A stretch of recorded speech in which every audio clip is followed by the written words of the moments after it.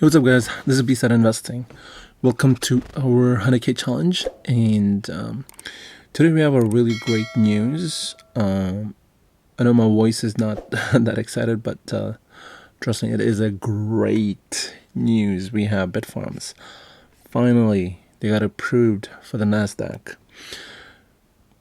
My thinking was it would take till the end of May, but looks like they got their paperwork done really early, and seems like the process is like they're way ahead, and now we're just going to be waiting for the date of when they're going to be uplisted from OTC market to NASDAQ.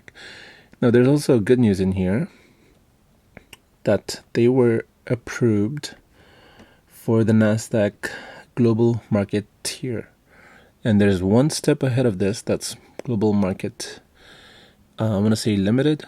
It's just a step ahead of this. So there's 3 levels in the NASDAQ, and companies like Marathon and Riot is in the capital market. So that means that BITFARMS is in the global market, which is the second level. So that's really, really good. So yeah, so they will still be using the ticker symbol of BITF on the NASDAQ on the first trading day of NASDAQ. So no longer will you see BARF, which is really unfortunate. BARF. So TSX doesn't really change much. It'll still remain under the TSXV, and just the OTC market will be uplisted to NASDAQ under new ticker symbol BITF. They don't have the date for the listing yet. I think there's still a few stages, maybe just the last few bit to go. Let's see. So the process they have to go through this too. So the last remaining requirement prior to listing and trading on the NASDAQ is to confirm BITFARMS common shares are eligible for electronic clearing and settlement through the DTC. The process to confirm DTC eligibility is moving forward expeditiously. So it's moving fast, and as we learn more about the timing for the approval, we intend to provide a further update to the market. When approval has been obtained, we will announce the first date that they will trade on NASDAQ, which looks pretty soon, maybe next week, who knows. And today it jumped up to I want to say, what was it, like close to 30%. We did come close to breaking the $8 resistance among the previous high in February, around 806, which seems like a bit of a challenge breaking this resistance right here. So now this doesn't mean that everyone is still able to buy. So like people from Robinhood and other brokerage and what have you in the US. So the NASDAQ listing, once it gets up there, we should see more volume, and we should see more purchases, and we should most likely see some growth here. So today 23% at the end of the market, which is amazing. I only think that this will continue moving on to next week. And HUT as well had a little bit of a pump on no news, but I'm actually surprised to see that BITFARM is at a higher price than HUT. And if you look at the market cap, 675 and 694. HUT is now just a little bit undervalued, just a little bit. I'm just joking. Yeah, so let's see. Hive, we're up 3.6. Bitcoin kind of went up to 38.7 and came down. So came crashing down. Well, that's going to keep happening. We're going to see more sideways like this for a bit. Let's see how long it's been now. So Yeah, it's just a couple weeks since the drop to 47. Yeah. Not really worried about it. Let's see. So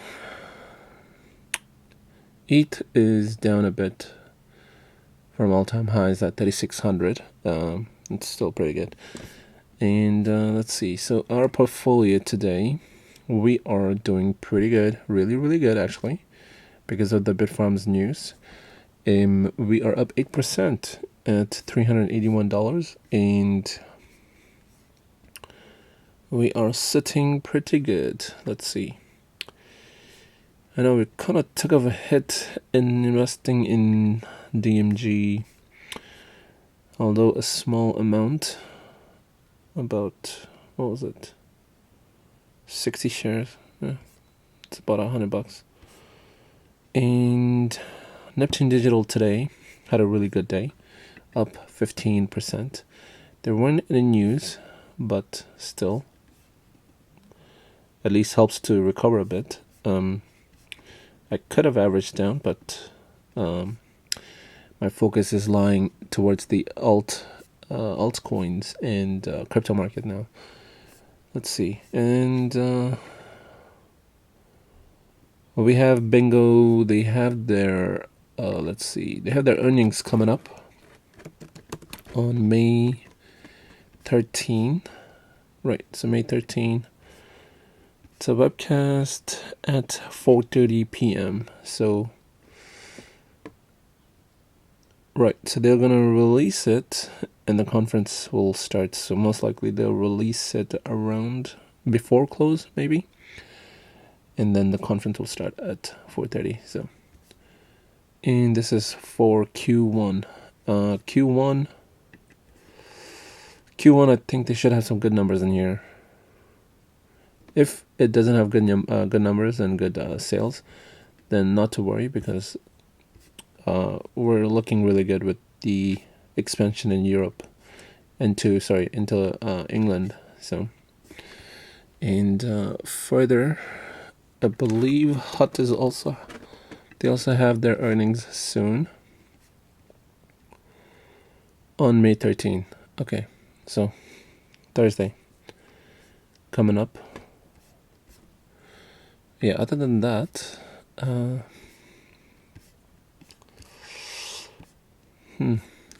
weren't any much of update on that front. Towards the crypto side, we're looking pretty good. I added Link, but only around 49 or 48, somewhere like that. So, let's see. No, Uniswap looks pretty good, but did jump from 19 to 23, so that looks good. ETH Classic is now falling down, minus 24% after running almost 330%, which is ridiculous. And Solana is still sideways. It's been a while now. It's my thinking process is it's going to shift towards tokens or cryptos that haven't jumped. So Solana primed for an uptick right here. So, and then Tron jumped. Yeah. PancakeSwap also needs to jump, minus 13%. So, anyways, I think that's it for this one. Please feel free to like and subscribe. Please do your research. Thank you for watching, and see you in the next one. Peace.